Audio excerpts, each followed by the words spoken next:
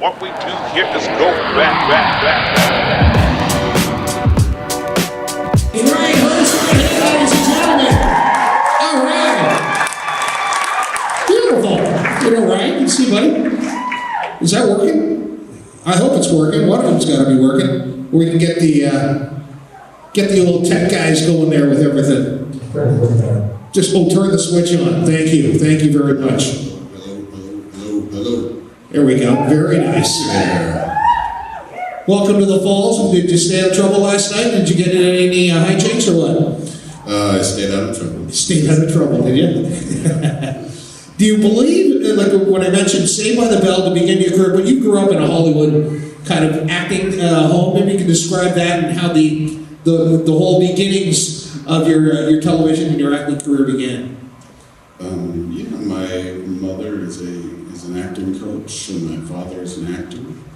He played Cletus on Dukes of Hazzard. Cletus? Wow. It's funny, I guess there's another Comic Con, I forget where it is, but there was a fan yesterday who saw my father at a convention, and he's like, I have a note from you from your father. And I was like, what? I mean, it was a note from my dad. And he's like, you want me to take anything back for him? I was like, yeah, okay. So I wrote my dad a note, and he took it back to him today. And then my stepfather is a writer. But my family wanted me to do anything but be an actor. Really? Yeah. Because it's a very hard business, but this is what I was supposed to do. Was it a tough, like when you first were auditioning for Saved by the Bell, was that you told you, complained to your father, I want to try it, or was it kind of, well, we want you to stay in school, we want you to learn a trade or whatever? Whose decision was it? Did they kind of push you to that, or did they encourage it, or how did that all come to be? No, they just kind of wanted me to be a kid when I was a kid, which I think is a good place to be. A lot of, all the power to people who decide to start their careers really young, but you have all the time in the world. So that they just kind of said, no, we're not going to let you start until you're 17 or 18. And then, I started. If you want to ask some questions, folks, just start lining up behind each microphone. We'll go left, right. Okay, we'll just kind of get that going in just a sec. Of course, in your film career, an iconic movie in Saving Private Ryan, that, again, was probably still one of my favorite wartime type movies. How did that all come about? Because that was just a spectacular experience, I'm sure. Yeah, it was, they cast me on a Friday and flew me out the next day, and I went, it was literally one of those very fast types of things. I flew from LA to just outside of London, and they took me right off the plane, right into the makeup trailer, and right to the set, and I was blurry-eyed and jet lag, and shot my scene, and it was a wonderful experience, because I was done with my scene, but the travel itinerary had me there for another 2 weeks, and so Steven was like, what are you doing? And I was like, Steve Spielberg was like, what are you doing? And I was like, nothing. And he was like, well, come hang out. So we went and had lunch, and we were talking, because I'm a writer and a director as well, and we just kind of like, chatted it up, and then for the next 2 weeks, I built the set and just sit there, me and him, but in a monitor, and I would just watch what he was doing. So it was just fascinating. Spielberg and Denzel Washington, and Remember the Titans, like you've worked with some of these major heavyweights in this industry. Yeah, very, very lucky. Yeah. And then Sons of Anarchy comes along, and I just, the way that your character, to put it mildly, was whacked. Yeah. I know it was in the month of September is when we heard about it, but you knew about this, back in April of that year, correct? That's right. Did you have to sit on that? And I know that you had some issues, you were very upset, obviously, that the character was going to be killed off, but how did you have to keep that to yourself, or I'm sure just a small cadre of friends kind of knew about it? Yeah, obviously the people on the show knew, and it was a hard experience. A lot of people asked me about it, but I think for fans of the show, the way that they felt was the way that I felt, you know. But at the same time, it was a wonderfully operatic sort of ending, which was like in keeping with the tone of the show. And yeah, but it was, you know, it was a hard time. You know, you get to explore a character and build it, and sort of bring life to it. And then, inevitably, just like everything else, you're going to have to let it go. But, you go through those are the 5 stages of death and dying, you finally get to acceptance and before we die. I understand even the read-through was pretty emotional, too. Yeah, it was, I didn't expect it to be, I was, because all of the read-throughs are just kind of, you sit down at a table with all the writers and the producers and the actors, and you just kind of say the lines, and so if the writers need to change something, when they hear it come out of a certain character's mouth, they can have a little bit of time to change it. It's very informal, you just sit around the table. But when we were doing it, just everyone, it took 3 hours, we were all crying the entire time, so it was emotional. Let's get to some questions, we'll go back and forth. We've got a couple of microphones here, hi there. What advice would you give other actors? There's a saying that I like, which is, if you don't stop, they can't stop you. Which is, a lot of people say, if you can do anything else, then do that. But I say, if this is what you're supposed to do, you have to, track it as this is a marathon. It's not about 1 year, 2 years, 3 years. If this is what you're going to devote your life to, then, see it as 15 years worth of work, and let that be the finish line. Because you might not work for a year, or 2 years, or 3 years, but you just keep going. You keep going. And if you can weather that, which a lot of people can't, a lot of people, because you walk into a casting session, and a million things will happen. You walk out of there and go, that was perfect, they're going to hire me, and you'll get feedback and they say, they hated you. And you go, what? You walk into things and they'll go, you're too short, you're too fat, you're too tall, you're too, and you have to sort of like steel yourself to, this is what I'm doing, and just continue to move forward.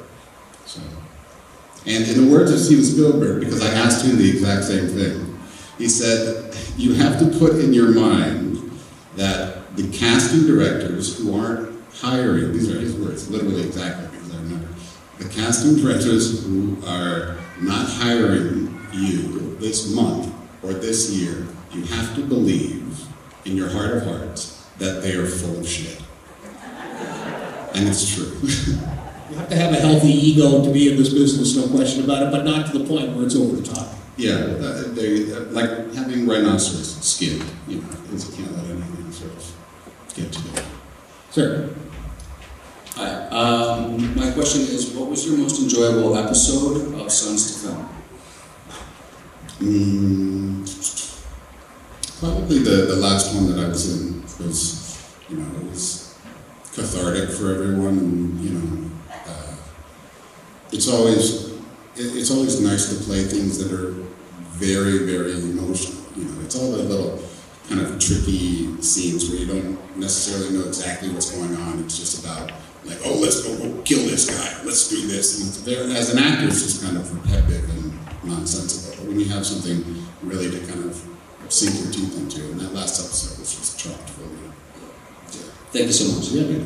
Hi. Hi. How did the atmosphere change from your first day on set of Sons of Anarchy to your last day? The biggest thing was probably, when we first started, everybody showed up, and it was like an alpha male competition, and like none of us were that way to begin with, but we all sort of thought that that's what we were going to do. So everybody kind of showed up, and it was like, hey, how you doing?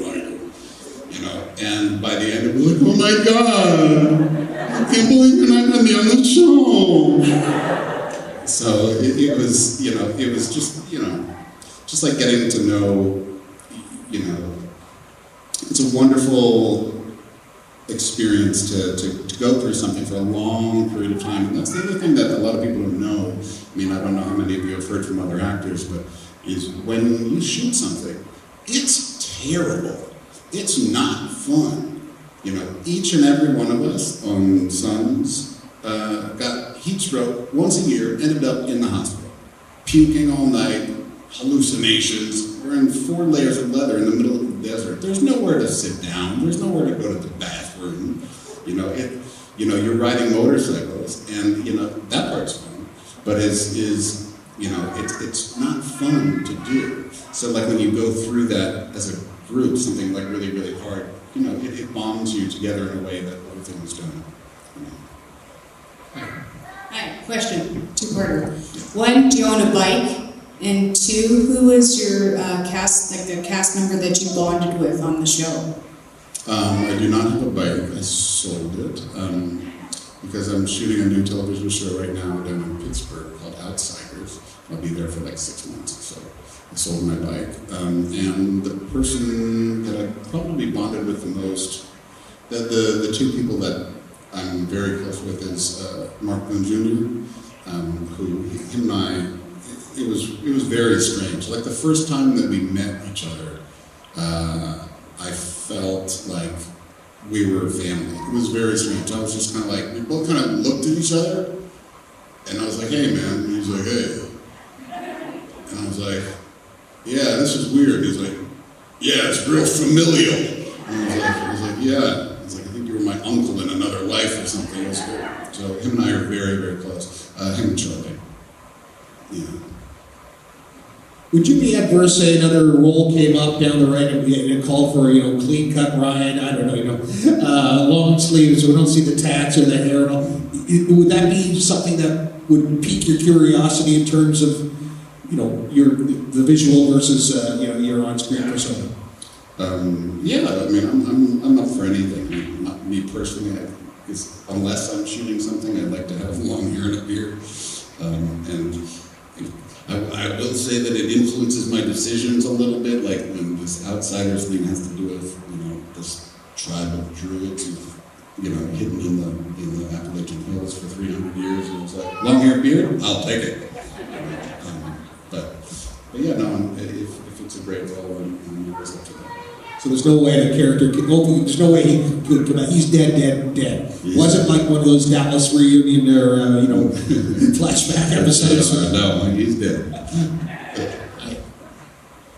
Mine is like a 2-parter too. Yeah. You had mentioned that you were close with Boone, and I read somewhere that the character on Bates Motel, you kind of based a little after that. Yeah. I want to know a little bit about that, and also I'm sure most of us, or some of us, have seen the video online where you had the ceremony of cutting the beard. And I just wanted you to tell us a little bit about that day and how that was, because you said it was kind of like a family, and it was those 2 guys there too with you. Yeah. The Bates Motel was fun, and when they offered it to me, and I kind of didn't know what I wanted to do, and then I read over the script a little bit more, and the guy was just so strange that I just had this sort of picture in my head, and I was like, you know, like when a picture kind of comes to you for a character, for me at least, and I was like, where is that coming from? And then it wasn't until I was putting on all the clothes, and I put them on, and I kind of looked at myself, and the makeup lady was like, you know what you look like? And I was just like, Boone? And she's like, yeah. And I was like, yeah, okay. So then I kind of knew where to take the guy. So that's where that came from. And with the ceremony, you know, it's an ancient samurai ceremony. They still do it actually for sumo wrestlers. When a sumo wrestler retires, it's part of the bushido, the way the samurai. Everyone who has contributed to their career comes, and they usually do it on their top night. But I decided to do it with my beard, and the cast, the samurai sword that they did it with was this beautiful sword that the entire cast and crew bought for me as a wrap gift. So we did it that way. And my little brother filmed it and edited it and stuff like that. Any other questions? Just grab a microphone, help yourselves. Let me ask you about the fictional biker community that you played in versus the real biker community. I'm sure that you, in your travels, have been approached by real type bikers. Did they appreciate the show, or did they, because I know a lot of them can be very direct and very upfront, you're just a freaking poser and really what the hell are you doing? What was that reaction to that kind of relationship? Yeah, like in the first season, you get approached by a lot of bikers who are like, it's really not like that. It's like, this is a TV show. And then the same people by year 3 are like, your wife died. What's up, man? So it's like, it's got its hooks in everybody. Everybody's up for a good story. So certainly, there are a lot of misconceptions about the biker community, and I think maybe that's one positive thing about the show and all that, basically to show what the whole relationships are, warts and all.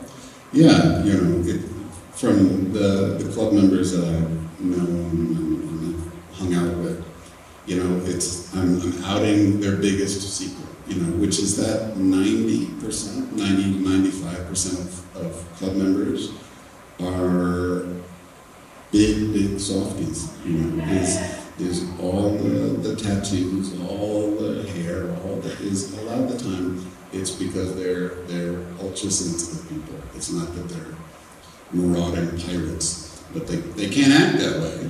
But they're the big softies. Anything else for Ryan? Come on, you guys, let's go. Don't be shy. Ask me something good, something crazy and weird. Embarrassing. My husband and I started binge watching Sons of Anarchy when I was on maternity leave, and during that process I became addicted to the beard, so I made him grow one based on your character. He since shaved it, which I was extremely upset about, so I'm wondering how can I get it to grow it, get him to grow it back, and then what are your beard grooming, because he doesn't know what to do. Do I wash it? Do I not? He didn't know, so I'm wondering, do I be able to help him out? Yeah. Like, get him back there. Covering his face. I was very upset. We were going to a wedding and I walked to the bathroom and it was gone. What did you do? No, you just, they sell beard oil and stuff like that, and you can't believe I'm answering this question. This is good. You wash it, you put a little bit of conditioner in it if you like. You put a little bit of beard oil or any sort of lotions or salves. It's good. That's just the best way. And for everyone else out there looking for good hair tips, is take biotin. Does anybody know what biotin is? Yeah, there you go. Healthy nails, healthy hair. It's so good. The funny story was, I was doing this one motorcycle show convention, so there's a lot of club members there, a lot of rough and tumble types. And this guy walks up who makes me look like a shrimp. He was giant. And he had a big beard, and big hair, and he's like, bro, mind if I ask you a fucking question? I was like, hey man, what's up? And he was just like, how do you get your hair so straight? I was like, oh my God, is this really happening? Thank you. You're welcome. Hi. Hello. One, what was your weirdest fan experience? And two, my mother wanted me to ask you if you were single. Unfortunately, that's not one of them. But, no, I am not single. I'm married. I've been married for, I don't remember how long we've been married for. We've been together for 22 years, 21 years, 22 years. And one of the best, weirdest fan experiences. There was a girl yesterday who came up to the line and she was kind of like staring at me like this. And I was like, smiling back at her, and then she walks up. She goes, how much do you bench? I was like, I don't know. She's like, it's all right. Walks away. Nice, that's good. I've had a lot of people ask me to sign their baby. I'm not going to sign her baby. What else? I'm sure I'll think of another one. Yeah. Sure. Hi. So we can appreciate the hate that we all had for Agent Stahl. And I was curious, how was it to be the guy that wiped her out and you just did it with such like sincerity and you just had your heart in it and you were just... Yeah, no, it was one of those things, that we knew that it was going to happen. And I was just very, very thankful after they built up the sort of narrative tension of oh my God, we want this lady to, get her comeuppance, that they did it in such an elegant way. So I just tried to do all that I could to really hone in on that moment. And it was one of those things, like we did 1 take, 2 takes, and we were good. But yeah, it was one of those things, like at the read-through that we did when we got to that point, like everybody started singing "Ding Dong, the Witch is Dead." Yeah, but she's a great actress, and she's a very close friend. Yeah. Thank you. Yeah, you got it. Hello. If you could play one other character on the show, who would it be?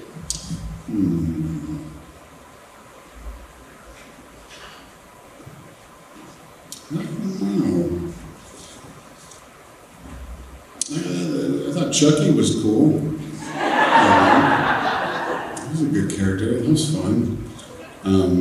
Yeah, probably him. He was so different. Everybody else was bikers and leather and stuff like this, and here's a guy who was a chronic masturbator because his fingers cut off. And I was like, that's interesting to me.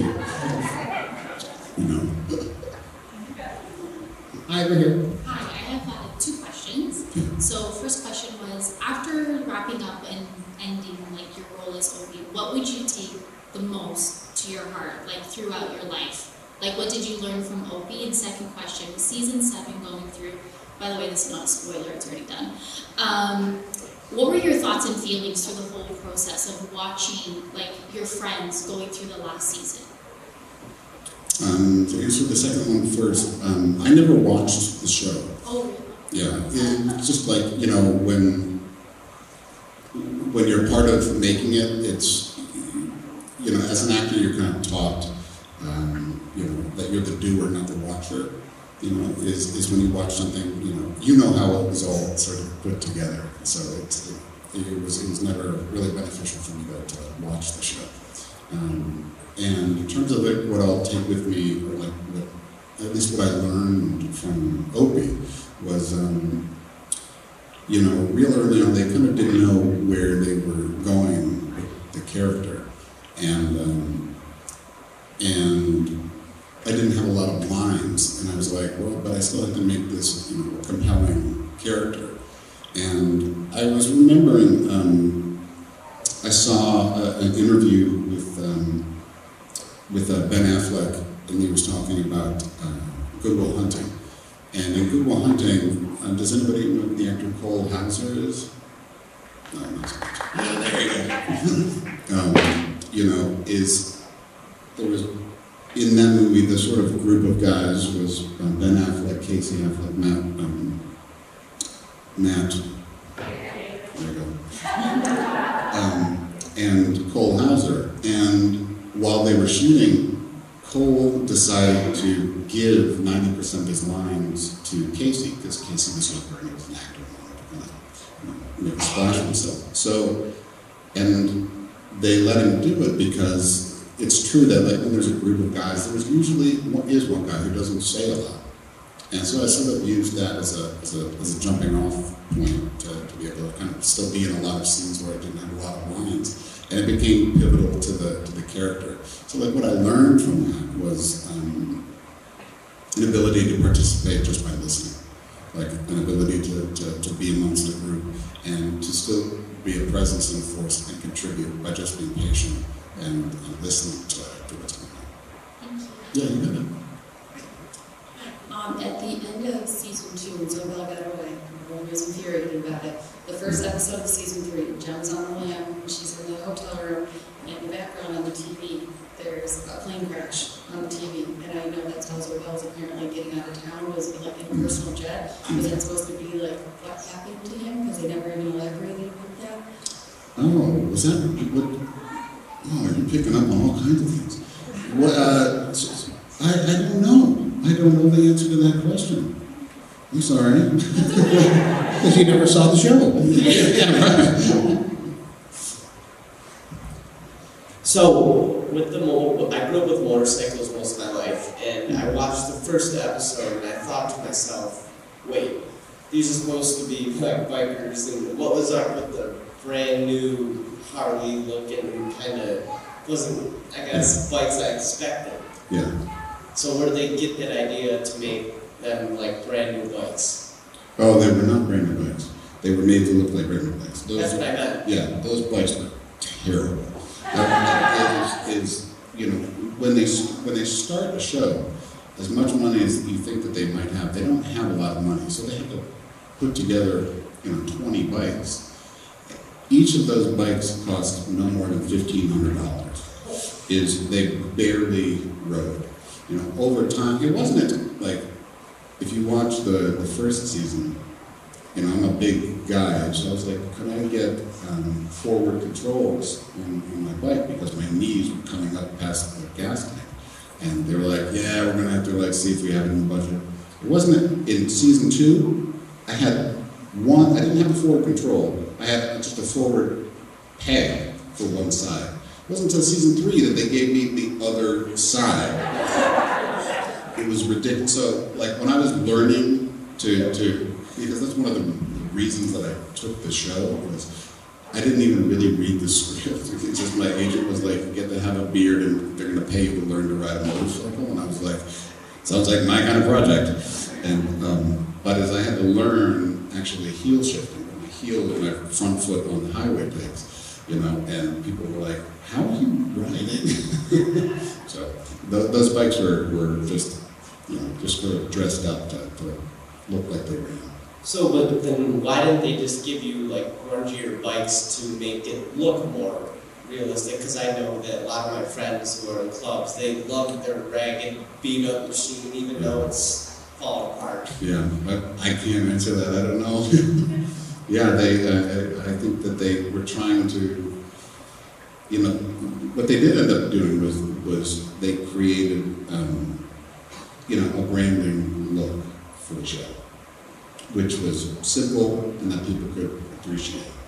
And I remember it was right after season 1 that Harley, who wasn't a sponsor at the beginning, also, they came out with their whole sort of night series right after that they sort of stole the look and started, and they had commercials that were very sort of Sons of Anarchy, derivative. And it wasn't until we went to them and said, you better give us some money for sponsorship, or we're going to change all of their Harleys to Victories. So, yeah. Thanks. You got me. Hi, how many tattoos do you have, and which is your favorite tattoo? These are all fake tattoos for this new show that I'm doing. They're all over. But I have 1, 2, 3, 4, 5. And would you be able to wish my wife a happy birthday? Yeah, where is she? She's right over there. Put your hand. Happy birthday! What's your name? What? Jen? All right, everybody, ready? Happy birthday to you. Happy birthday to you.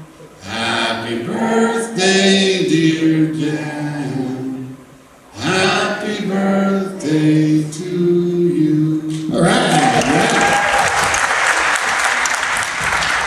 What a cheap bastard, eh? That's saved him $50 on a present right there. Let's go over here. I was just wondering, your jail beatdown was ridiculous. TV and movies are really got to me. I was wincing in pain. How did you go through that? Did you have to retake it? Did you shoot it in one scene? Did anyone else get emotional? Because that was brutal. That was... Yeah, it was, it's one of those things, it was very surreal sort of doing it, and when it came, we were shooting all of the shots of Charlie and everybody reacting to me first. So I was just sort of behind the camera, miming the fight with the guys and then sort of laying on the ground. And it was one of those things that, you know that you're close with somebody when, I'm supposed to be dead lying there on the floor. And Charlie and Tommy are crying. And when they started crying, I started crying. Like when your mom or your dad or somebody really close to you starts to cry, that you just can't help but cry. And it was that same type of thing. It wasn't until that moment that I was like, oh my God, I'm really, really close to these people. It felt really real, yeah. Yeah. It was awesome. Yeah, thanks. Thank you. Hi. As an actor, you can now say you've been one of the biggest TV shows of all time.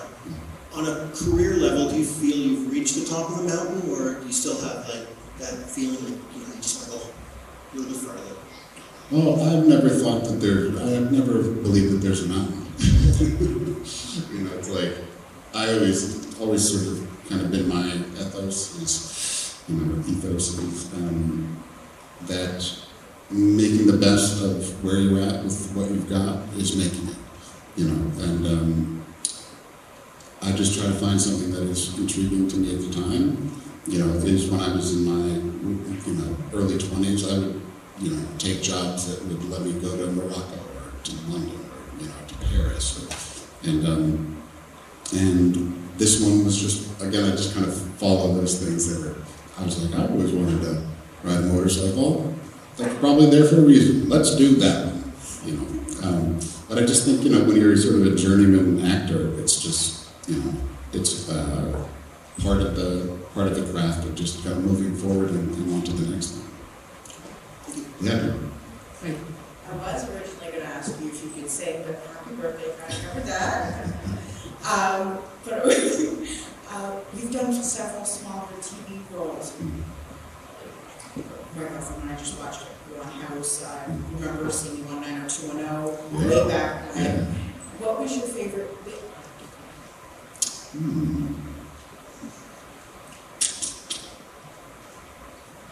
That's a good question. I'd probably say By the Bell or something. I'd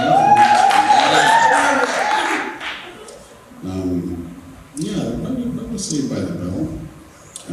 When you do small roles, a lot of the time you just get to have a lot of fun, because you're just in support. I'm trying to think of other things. A funny story was the 90210 that I did. I think that was my very first television job. I don't remember if that was Saved by the Bell. I don't remember. I'm dying to be it, but the director of that 90210 episode later was the director of a little movie I did called Lone Star State of Mind, and it was 10 or so years later, and it wasn't until the middle of the shoot that he was like, "Did I cast?" And I was like, "I think you did." The reason why I remember seeing you on stage, you're like, "Oh, parents will know." Oh yeah, nice. Very good. Very good. Right over here. Okay, I've always been curious how an actor with an accent could not have an accent when they're in character. Did Charlie often break into his accent unintentionally?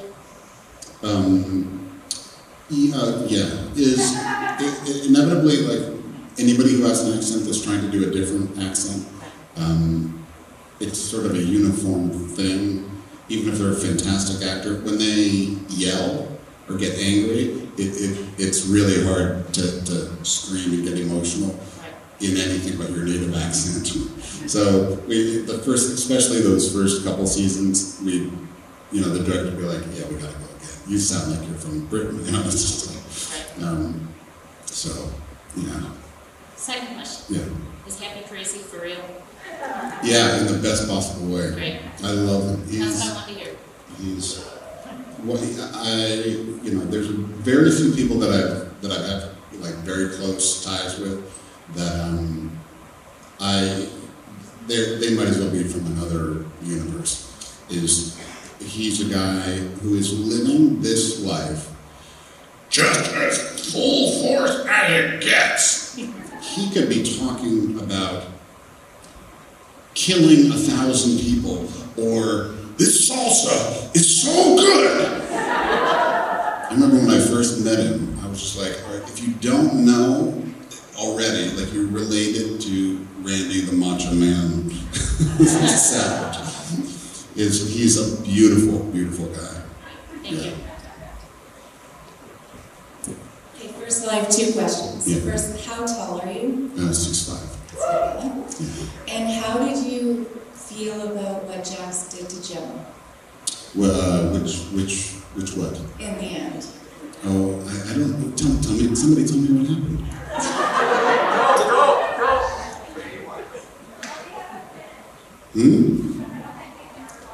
Oh. We still have 2 episodes left.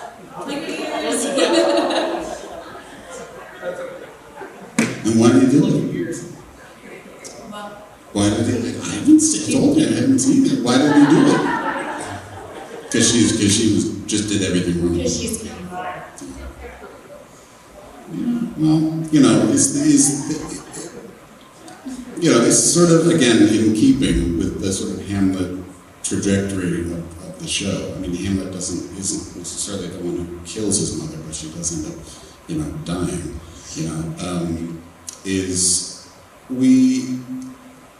I remember at the very beginning of the show, once we first got picked up, Kurt sort of told everyone, that all of the best case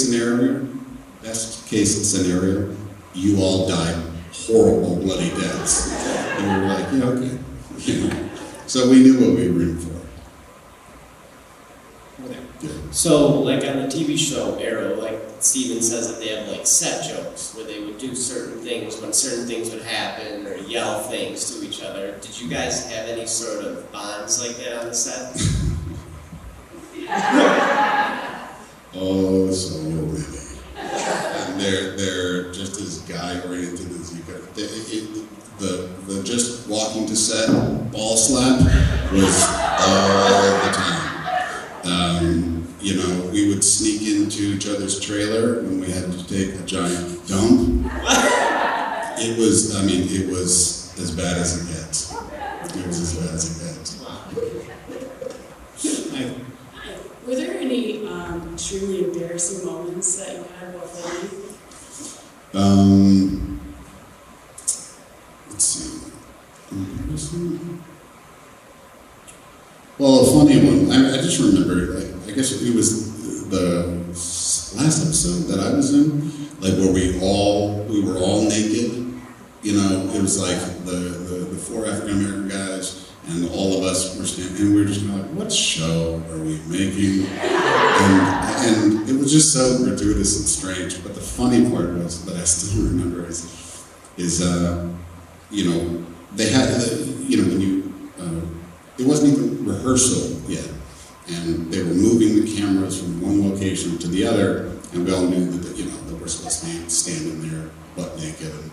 And they hadn't even brought the cameras in yet, and we turn around, and Kim Coates butt naked. And we're like, he's like, oh, we're not doing it yet? We're not doing it? Well, I'm good.